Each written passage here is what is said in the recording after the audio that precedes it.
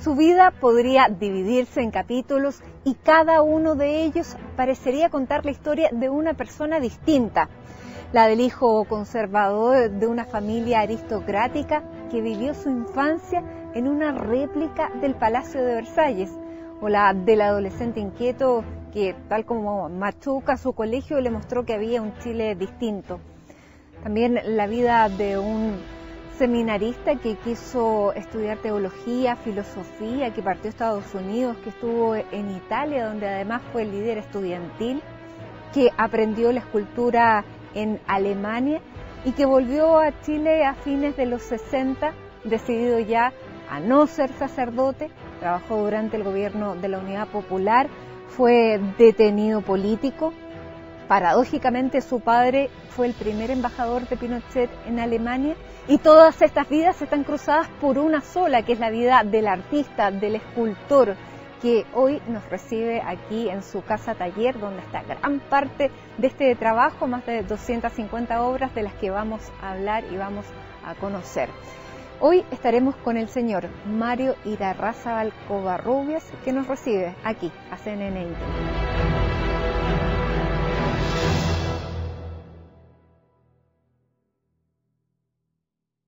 Mario, gracias por todo, por estar con nosotros, por abrirnos la casa y darnos el tiempo. Bienvenida. Muchas gracias. Bueno, ¿qué te pasó al escuchar toda esta historia? Que son vidas de verdad de muchas personas, han vivido muchas vidas. Sí, no sé si conozco, no sé si conozco a toda esa gente que mencionaste. Porque, claro, es un recorrido que parte en un lugar y está en un camino, o sea, digamos, en una dirección muy distinta a la que partió. ¿Cuán satisfecho te sientes de eso? ¿Habrías cambiado algo de toda esta trayectoria? Sí. No creo. Y sabes que las cosas van pasando y es día a día y tú no te vas dando cuenta, ¿no? Y de repente miras para atrás y dices, ¿y por qué a mí me pasó esto? Pero como que yo no planifiqué nunca nada, si pareciera, ¿no? Uh-huh. ¿Pero el arte siempre estuvo presente, Mario? Sí, pero con muchas dudas, porque de repente pensaba, ¿qué será? Me habría gustado hacer otras cosas a mí. Por ejemplo. Para mí el arte por excelencia es el cine, ¿no? El arte que llega más profundo a la gente, que conmueve a la gente, es más democrático también, y en el cine confluyen todas las otras artes, ¿no? Y entonces... pero es complejo porque supone trabajo de equipo y dinero, y etcétera. ¿Y por qué elegiste la escultura? Porque la escultura tiene como una dimensión distinta. Mi papá cometió el error cuando yo era chiquitito de, no sé por qué intuición extraña, me construyó un taller y me regaló herramientas, ¿eh? Y él era abogado, entonces uno dice, ¿por qué diablos? Son cosas extrañas, ¿te fijas? ¿Y a él no le pareció mucho la idea después que fuera artista? No, pero porque pensaba que era gente muy rara los artistas y que no tenían vida normal, no tenían familia. Entonces me dijo que no, que me olvidara de eso. ¿No? Pero él te inició. Claro, sin querer, ¿no es cierto? Pero es curioso en el mundo de hoy en que uno cada vez usa menos las manos, digamos, y todos mis hermanos son profesionales en oficinas, qué sé yo, y yo necesito trabajar. ¿Y por qué elegiste la escultura? ¿La elegiste o no, se fue? Me eligió a mí, se podría decir, porque yo era pintor, ¿eh? Pero además estudiaba filosofía y después teología y me interesaba mucho todo lo que tuviera que ver con el ser humano, ¿sí? Y entonces yo empecé en Estados Unidos uno puede hacer eso, empecé a tomar cursos de pintura así, pero como marginales. Optativos, claro. Mientras estudiabas filosofía, y eras claro. seminarista de la congregación de Santa Cruz. Pero ellos me mandaron allá a una universidad, entonces yo estaba con el resto de los alumnos y yo podía tomar cursos optativos y empecé a darme cuenta ya en la filosofía de que que yo tenía otra visión, así, y que todo era muy racional y que para mí la realidad no era así. Y entonces, en la pintura sí, yo no me complicaba mucho la vida y empecé pintaba abstracto, expresionismo abstracto, manchas de color, y era como un juego, así. Y yo era el más feliz del mundo, con todos estos mundos así que se entrecruzaban. Pero después resultó de que estaba, después de la experiencia en Roma, que fue muy fuerte y la podemos conversar, quise hacer un año solamente de artista. Y entonces le escribí a mi antiguo profesor que en visita, que es alemán, pero que estaba en Estados Unidos, si podía ir a trabajar con él en Berlín Occidental. Y él me dice, bueno, ven, pero pintura no haga porque yo no entiendo nada de eso. Así que vamos a hacer esculturas nomás acá. Y empecé a hacer esculturas en Berlín, y eso quizás lo vamos a conversar después, pero era lo peor de la Guerra Fría. Estaban los misiles con ojivas atómicas apuntando, el mundo de metralletas, de espías. Yo pasaba al muro de un lado para otro, tenía amigos a ambos lados. Y ahí entonces empecé a hacer una escultura con mucho contenido social y político, porque ya las manchas de color no reflejaban. Quedaban cortas. Quedaban cortas. ¿Y cómo fue esa experiencia de vivir en esa ciudad que estaba dividida, que tú decías tenía amigos en las dos partes, era como el epicentro de la Guerra Fría, y viste lo peor a lo mejor y lo mejor de los dos mundos, de la República Democrática Alemana y de la otra parte? Sí. ¿Cómo fue esa experiencia? Mira, fue espantosa, hay que ser honesto, y el régimen de Ulbricht fue uno de los peores del staliniano, digamos. Y entonces, mientras todo la gente, los artistas acá en Chile eran comunistas y qué sé yo estaba viviendo lo peor, digamos, la parte más negra de todo ese sistema. Pero porque lo veías así, porque venías de un mundo conservador, porque ¿cómo era tu visión en esa época de eso? No, pues yo me consideraba muy progresista, pero me topé con esto. ¿Qué te chocaba? Todo, pero sobre todo el régimen de terror que yo no conocía en esa época. Después acá en Chile tuve la suerte de conocerlo. Pero era espantoso. Todo el tiempo vivíamos asustados y como te decía yo, son historias muy largas, pero el profesor mío tenía su familia dividida en dos. Y ellos no se podían visitar. Y yo sí podía. Y empecé a hacer muchos amigos en Alemania comunista. Pero lo bonito es que tú no te transformas como en una persona crítica de afuera, sino que tú empiezas a sufrir con las personas que están adentro.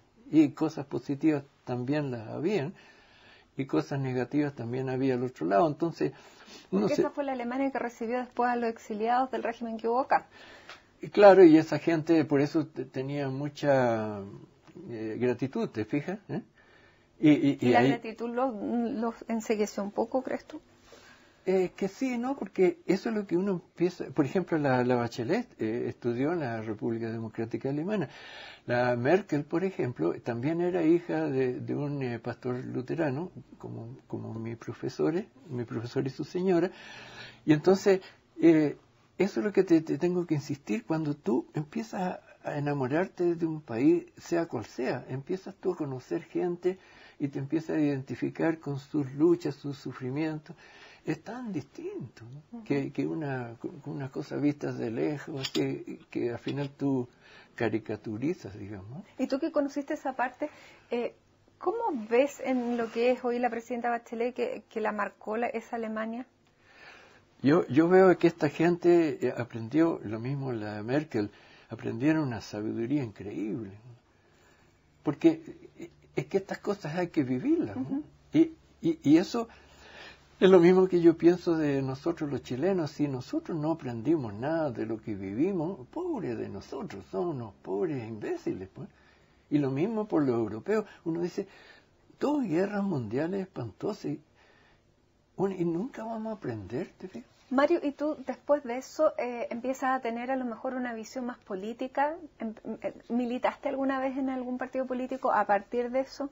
Sí, mira, yo no soy muy orgulloso de esa cosa y puede tener que ver con mi visión como teólogo, ¿no?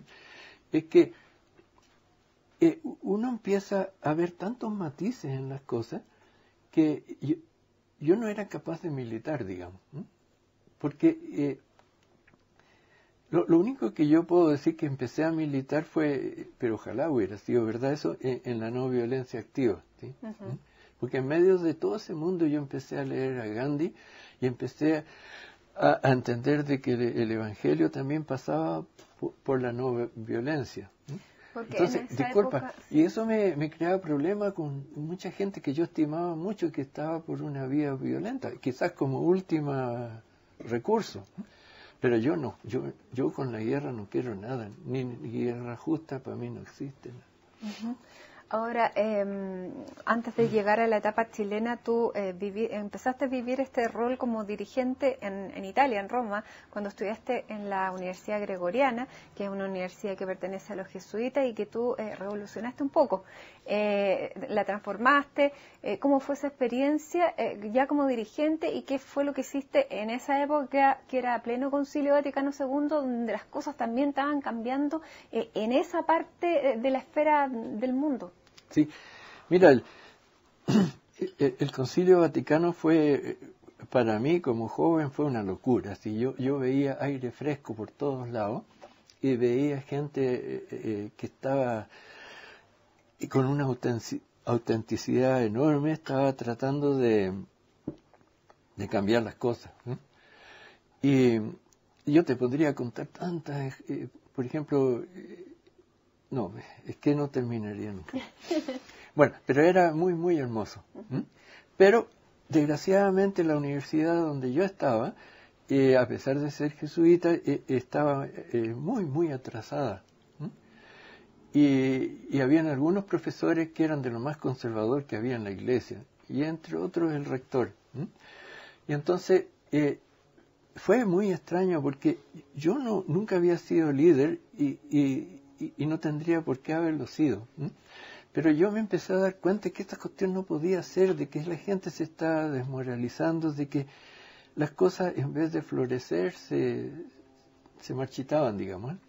Y entonces decidí presentarme de candidato y salí con 96% de los votos, ¿te fijas? Pero con una plataforma de reforma académica. Lo otro tenía nada más que proyectos así como culturales vagos, así, ¿eh? Entonces fue una lucha muy, muy dura. Yo quedé hecho pedazos. Así. No Pero fue simple. lograron sacar al rector y lograron, entre otras cosas, que los estudiantes pudieran estudiar en idiomas que no fueran latín. En lenguas modernas, claro. Y lo otro que se echaran de lado los antiguos textos de estudio que eran mimeografiados, amarillentos en latín, los exámenes estuvieran en latín, todo.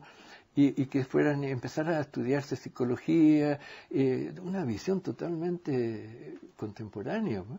Y en esos mundos, en Estados Unidos, en Alemania, en Italia, ser Irarrázaval no significaba nada, pues. No. Porque aquí, claro, es un apellido que tiene una tradición larga, pero ¿cómo fue ser Irarrázaval en esa parte del planeta? No, yo partí a Estados Unidos como muy orgulloso con mi apellido, todo. Y allá me di cuenta, fue la primera lección de democracia, ¿no? Que primero no significaba nada, sería raza, al contrario, una entraba lengua que incomprensible, pero que el compañero al lado podía ser hijo de un granjero y el otro lado de un banquero, y daba lo mismo, porque cada uno valía por sí mismo, digamos, y eso fue una lección para mí enorme, ¿no? Y eso es una universidad pública. No, era una universidad de la Congregación de Santa Cruz, pero estábamos... pero que tenía este sistema de integrar a todo el mundo. Otro mundo. Estaban en otro mundo. Pero, para que veas tú cómo las cosas... Yo siempre tengo los peros famosos, ¿eh? Para que tú entiendas por qué no puedo militar y todo. Por ejemplo, en la universidad esta, a pesar de ser muy progresista, todo, en ese tiempo no había ninguna mujer y ningún negro. Imagínate... y estamos hablando del año 58, 60, y ahora tenemos un presidente negro. Entonces, y una candidata que puede ser mujer la próxima presidenta. También, claro. Entonces, todo fue conflicto también en la universidad allá en Estados Unidos. Una fue por la integración racial. Estaba Martin Luther King, la John Baez, todos esos tiempos, ¿te fijas? Y lo otro fue la guerra de Vietnam, que estaban todas las universidades americanas en contra de la guerra de Vietnam. Bueno, pero todo eso fue insumo tremendo, porque, entre comillas, te tocó, claro, ser parte, entre comillas, privilegiada de todo lo que, de todo lo bueno y lo malo que estaba pasando en la sociedad, y eso se te fue quedando, y después floreció lo que vamos a ver a continuación, claro, que es parte de la trayectoria.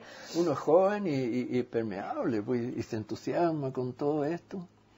Claro, y bueno, y tenías la teología, la filosofía, pensabas que ibas a ordenarte como sacerdote.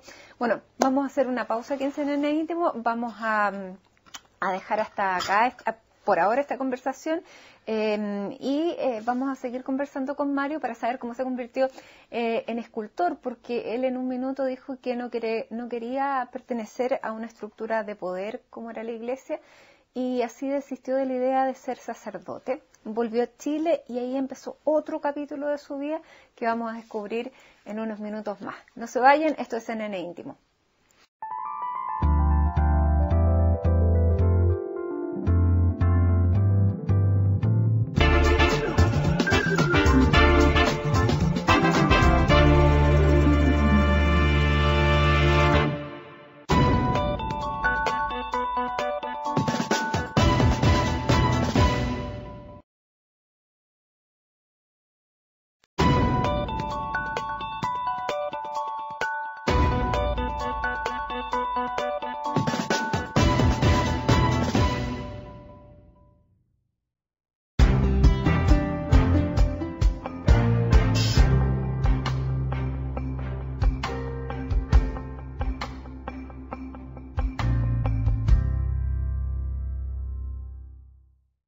Esto es CNN Íntimo y en esta edición estamos en la casa taller del escultor Mario Irarrázaval aquí en Peñalolén. Aquí trabaja, aquí están parte de sus esculturas, se queda siempre con una copia, ¿no es cierto, Mario?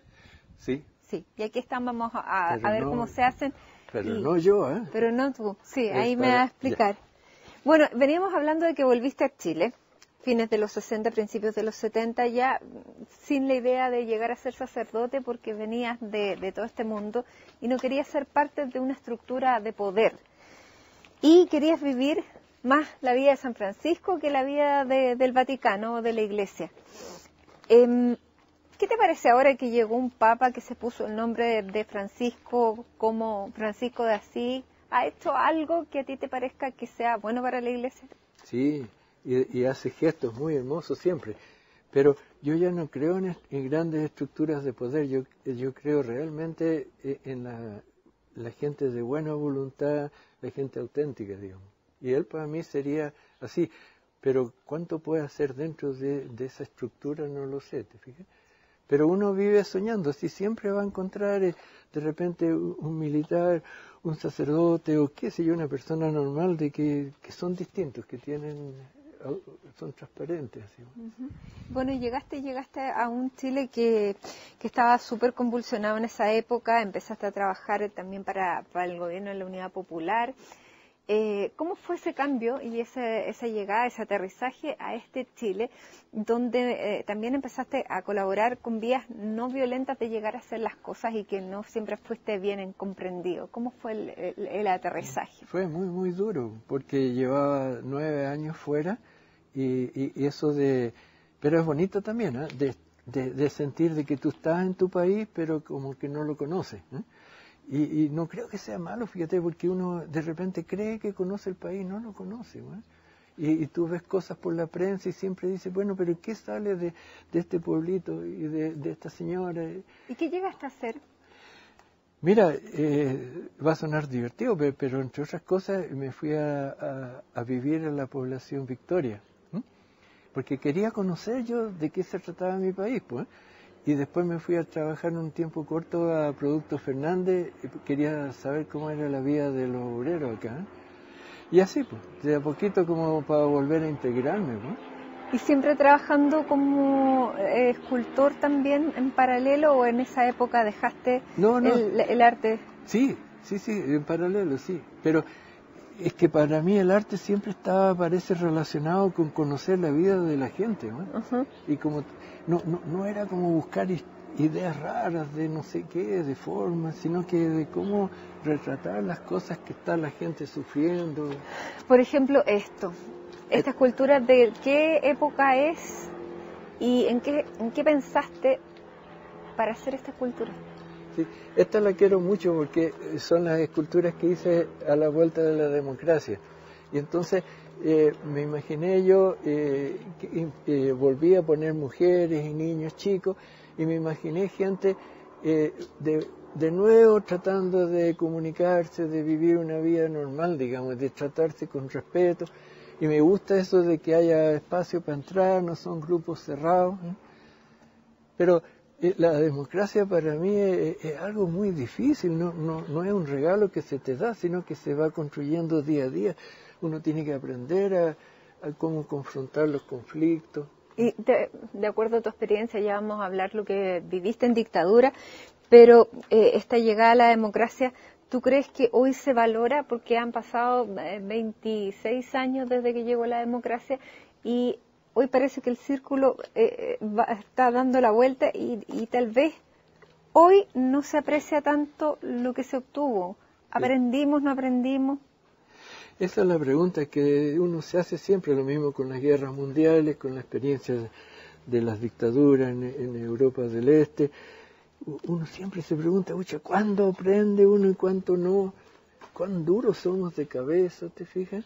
¿Cómo ves la sociedad hoy día? ¿Hay espacios como el Chile de hoy, con movimientos sociales, con movimientos estudiantiles, con movilizaciones?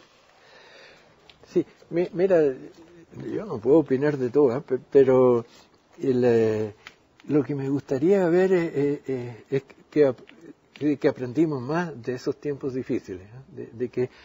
de que realmente que cuesta comunicarse, que cuesta ponerse de acuerdo, pero pucha que vale la pena. Entonces peleas chicas ya no.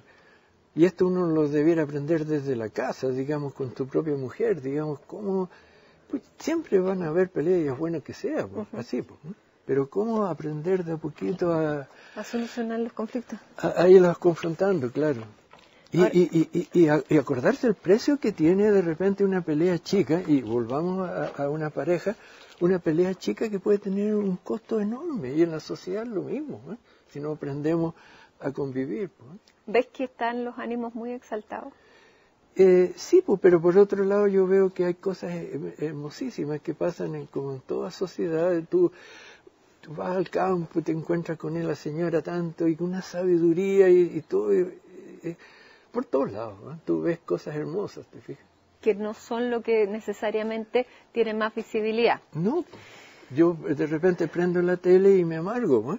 Y yo digo, bueno, y de las otras caras de Chile casi no sale, ¿no? Ahora, bueno, esta es una escultura que habla de la pareja. Sí. También separada la pareja, pues. Sí, pues esa es la idea que yo quería expresar de que ellos se quieren, pero no se funden y que ellos tienen que aprender a respetarse unos a otros, ¿eh? Y a veces es difícil, pero cada día es más valorado eso.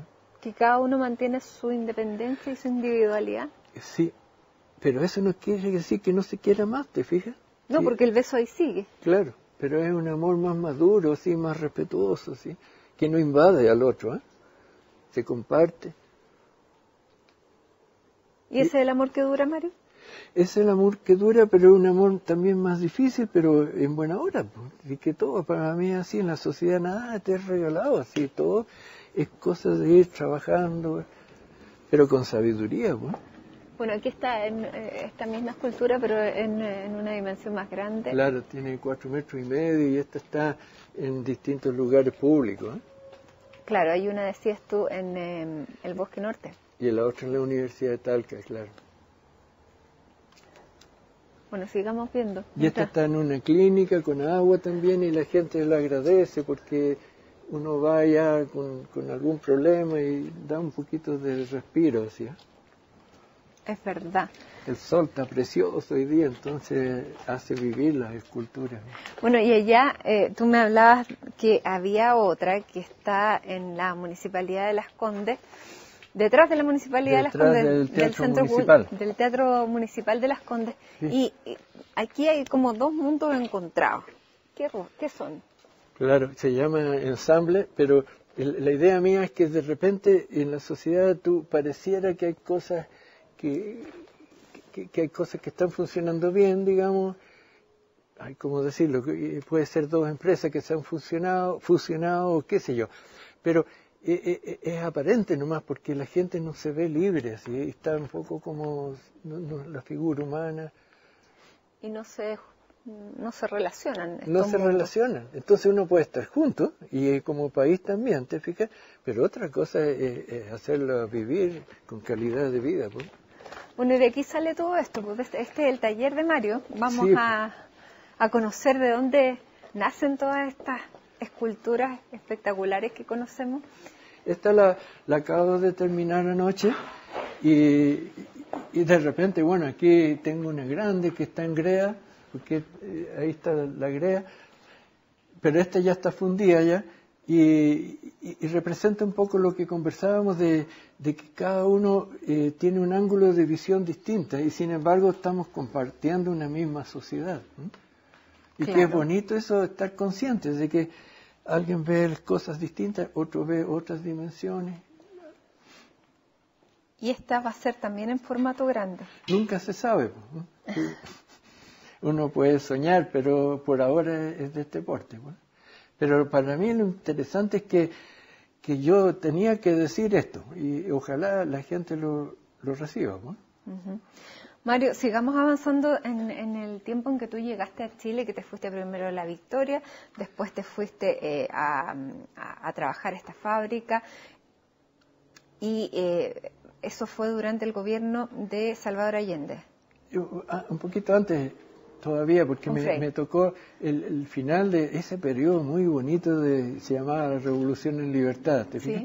Sí. Y entonces yo ahí aprendí a hacer trabajo voluntario todo el tiempo. Pero como te contaba, yo nunca milité en ningún partido y siempre quise mantenerme muy independiente, digamos. Pero independiente, pero involucrado, digamos. Independiente pero involucrado. Durante el gobierno de la Unidad Popular, ¿qué hiciste? Mira, ahí estaba enseñando yo en la Universidad Católica Escultura y seguí trabajando, pero yo encuentro que era más como espectador y no tan especial. ¿No te involucraste directamente? No, y tenía problemas yo porque yo soy partidario de la vía no violenta y entonces me dolía mucho esto de ver que las cosas se estaban polarizando de esa manera. ¿Sí? No, fue duro para mí. ¿Dónde estabas el 11 de septiembre del 73? No me vas a creer si te cuento. A ver. No, es que nadie me lo había preguntado, pero yo tenía un taller aquí en Peñalolén, frente a la Escuela de Telecomunicaciones. Y Pinochet estaba dirigiendo el golpe, digamos, al otro lado de la calle. Y yo no tenía idea, y yo estaba en mi taller y estaba pintando un cuadro, porque seguí pintando por un tiempo, y se llamaba El fin de la guerra a Vietnam, que era un sueño que yo tenía de que ya no hubiera más guerra. Ya. Así es la vida. Bueno, y así, claro, empezó otra etapa de tu vida. Sí, te puedo contar una anécdota simpática que un tiempo después allanaron el taller y yo estaba durmiendo ahí. Era de noche, con toda la violencia que sí, y entraron todos los militares camuflados, con metralletas enormes, todo. Y entonces entraron a mi taller y encontraron todo tan fantástico que no querían irse. Tan aburrido, te fijas, de lo de siempre. Entonces miraban las esculturas, nunca me preguntaron nada. ¿Sí? Pero no pasó nada. No.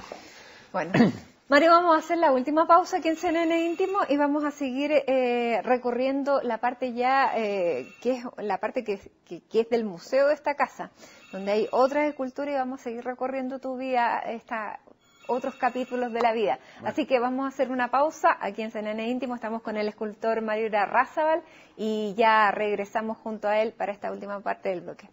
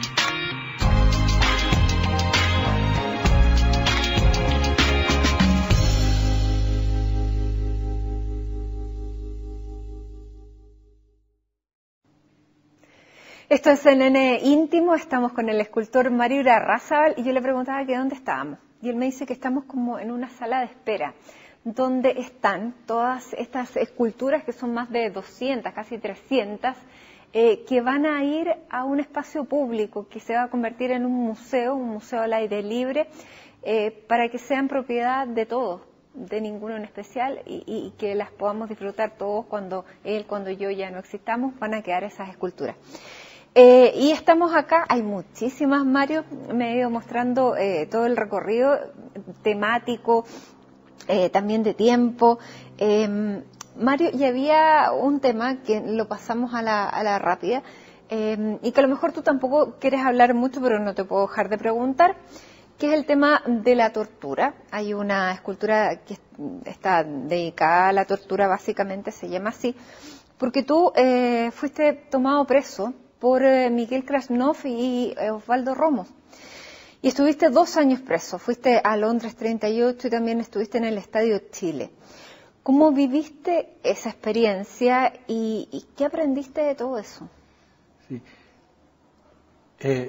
Es curioso que tú hables de 2 años, porque la verdad es que fueron, ya ni recuerdo, fueron como 4 semanas nomás, pero son experiencias tan tremendas. En alguna parte leí 2 años, ya. Son experiencias tan tremendas frente a la muerte, como cuando tú tienes un accidente y vas a terminar a traumatología y estás en coma, por ejemplo.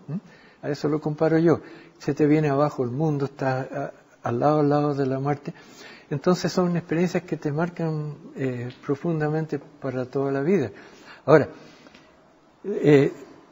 lo bonito es que cuando tú topas fondo, de repente el volver a la vida es como un regalo tremendo. Y la conclusión que yo saco para terminar es que nosotros todos tenemos la posibilidad de hacer mucho, mucho mal, y también mucho, mucho bien, ¿te fijas? Y que de repente estamos al filo así y hay circunstancias que nos empujan. Y lo bonito es de uno saber ser resilientes, digamos, y decir, pucha, la embarré, me gustaría ahora colaborar en otro tipo de sociedad, qué sé yo, y no tener odio, porque de ahí no sale nada. En esa época tu papá estaba de embajador de Pinochet en Alemania. Claro, y él sostenía ya a la prensa y todo de que se respetaban los derechos humanos, porque todo esto era clandestino, entonces no era nada oficial tampoco. ¿Y él sabía lo que estaba pasando contigo? No, porque él veía los diarios y la prensa y salió por la televisión, todo yo. Se suponía que era un dirigente del MIR, contrabandista de armas, me acusaron de las cosas más increíbles, y yo no tenía nada que ver con nada de eso, pues. Pero uno no podía tampoco defenderse, y al final descubrí que yo había sido tomado como rehén para asustar a otras personas. Pero eso lo descubrí como meses y meses después, pues. Entonces todo es un mundo así realmente de loco, y todos de alguna manera estuvimos metidos en eso o colaboramos directamente, y así, pues, y la historia del hombre sigue igual. Entonces por eso es que uno desearía de de crear un clima de confianza, de calidad de vida, de entendimiento. ¿Y cuándo te pudiste dedicar 100% a la escultura? Uy, no, desde el 70 por ahí. Un tiempo estuve enseñando, pero no, de ahí ya me concentré en eso, sí. Es bonito, es una cosa como bien material, así bien bueno, y hablábamos, concreta. Tú me dijiste que esto se llamaba la sala de espera, porque aquí están esperando para salir a este parque museo que es el único que se basa solamente en una persona. Pero aquí, por mientras, vienen, tú me contabas, mucha gente, y sobre todo niños y estudiantes. ¿Esto está abierto? ¿Cómo es? Por ahora abierto dentro de las posibilidades, pero vienen con sus profesores y a mí me encanta porque recorren por todos lados los niños sacando fotos. Es bonito porque uno está tratando de comunicarse, ¿no? Y qué pasa en la cabeza de la gente uno no sabe, pero sueña, ¿no? Ahora, dentro de las grandes obras que son reconocidas tuyas, es esta mano que está en Punta del Este y que también está en el norte. Hay también bosquejos de la mano, hay videos que vamos a mostrar. El año pasado, a esta mano en Punta del Este sufrió los estragos después de un partido de fútbol. ¿Cómo tomaste tú ese ataque? Sí, bueno, yo sé re poco de fútbol, pero lo simpático fue que la gente también es media... que esa mano fue hecha en 5 días y fue hecha para un simposio, y entonces la pinta la municipalidad cada rato, digamos, ¿no? Cada vez que alguien le pinta algo. Entonces yo dije, ¿qué importa, ¿no? Y además que qué lindo que la gente la sienta suya y que pase a ser parte de la vida, digamos, de la gente, ¿no? Pero era una agresión a los chilenos, ¿o no? No, porque el partido fue súper sucio, ¿no? No, ahí ya no tenía que ver con una mano. Sí, ahí ya no me meto yo. Pero es bonito, para mí lo bonito es que ellos sientan que la mano es de ellos, ¿no? Y eso a mí me gusta, sí. Y está lleno el pueblo de cosas, de camisetas, de etiquetas, de restaurantes y todo. Y se transformó en símbolo, una cosa hecha en 5 días, ¿te fijas? Entonces es bien impactante, ¿no? El símbolo de Punta del Este. Y también aquí, bueno, hay de todo. Sobre todo me impacta mucho la relación que tú tienes con la figura humana, la mujer, la fertilidad, la relación del hombre con la mujer. Esa es una temática tuya muy fuerte. ¿Por qué? Sí. Bueno, después podemos hablar de eso, pero primero me preocupo mucho en la temática del poder, ¿no? Y hay poderes brutales, y son hasta más sanos si uno pudiese hablar en locura, ¿no? Porque están más obvios, ¿eh? Pero hay poderes de repente psicológicos, espirituales, que son tremendamente dañinos y, que no se ven. Y escondidos, ¿eh? Bueno, pero ese es un tema. Y el otro fue que de repente yo me empecé a despertar y gente que te ayuda así al tema de la mujer, ¿eh?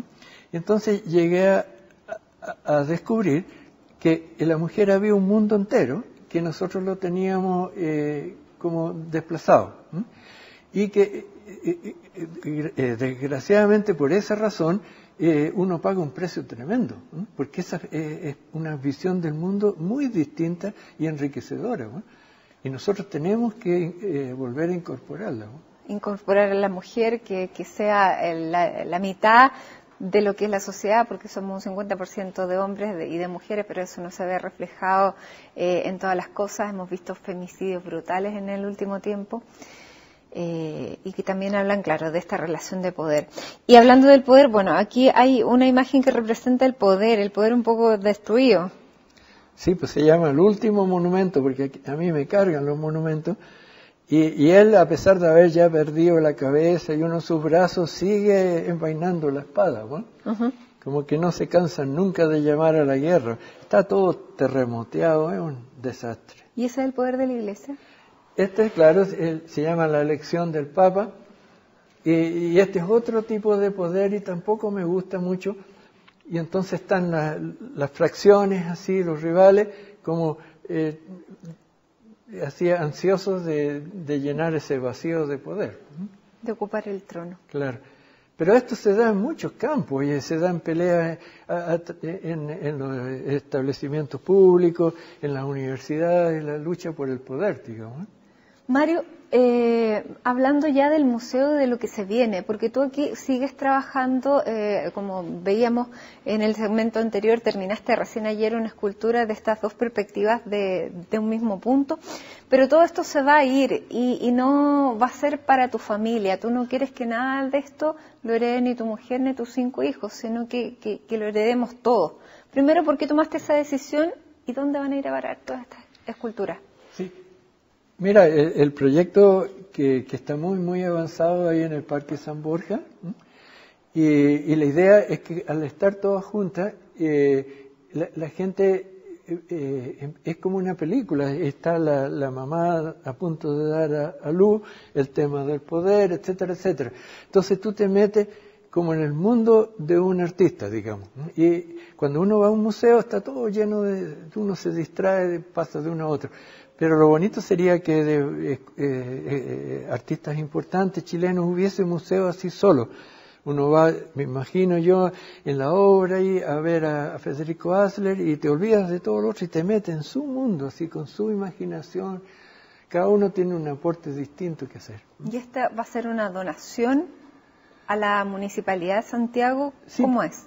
Sí, pero la idea mía es tenerla para que el público la vea, ¿te fijas? Entonces va a ser en comodato, que sí son cosas legales, pero va a ser a la Municipalidad de Santiago, claro, porque ahí está el Parque San Borja. Y para que esté a la mano de todos los colegios, los turistas. Pero la idea... Porque es el único museo unipersonal que habría.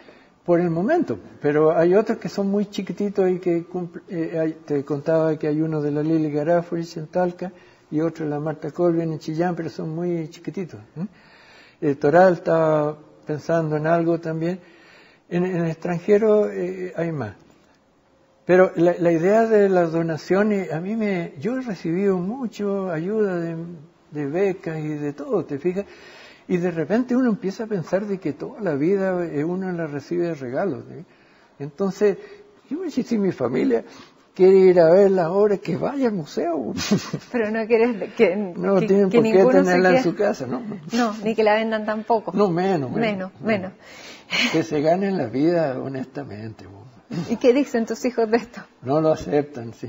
¿Sí? Sí, les parece un poco extremo, pero... Lo aceptan.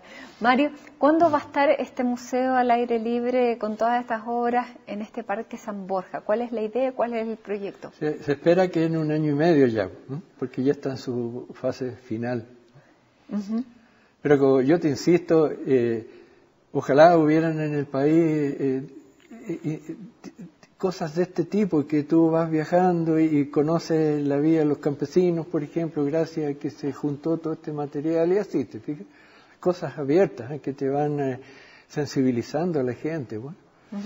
¿Qué queda hoy en ti de ese niñito que vivía en el símil del Palacio de Versalles?